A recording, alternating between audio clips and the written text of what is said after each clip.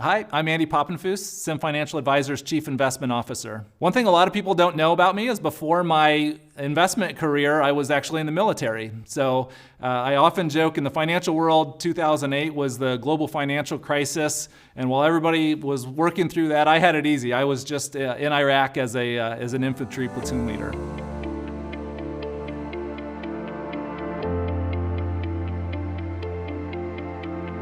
So there are about 3 things that come to mind. The first one you probably expected is just sustained work under stress. I've had a few times in my life in the military in Iraq, you're kind of on the clock all the time, it feels like.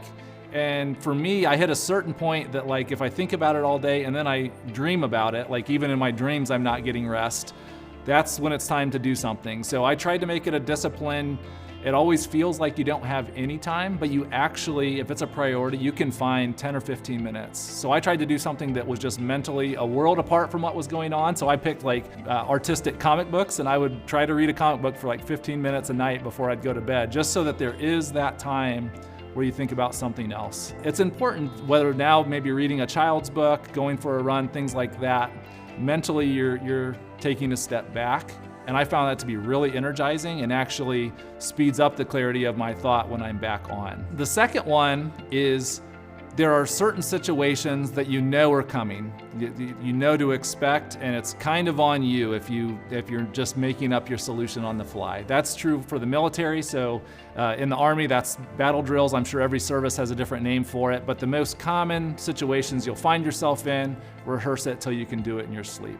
And so on the investment side, there are things that we can be pretty confident are going to happen in an investment career. To develop a checklist in that environment is just not ideal. Do it when cooler heads are in place and you have the time to be very deliberate, get your checklist formed, and then you're in execution mode when those days show up. Number 3, and this was a lesson I learned at Fort Benning, Georgia.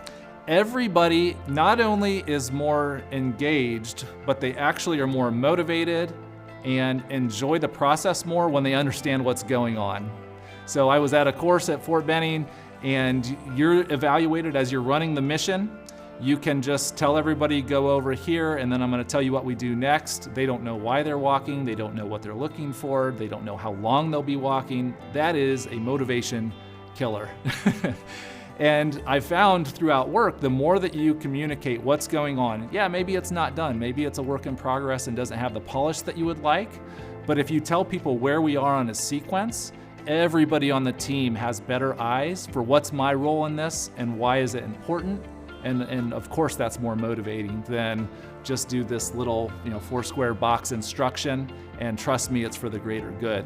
Yeah, that's a motivation killer. So I try to keep not just the finished products in communication, but where we are on the journey for the whole team.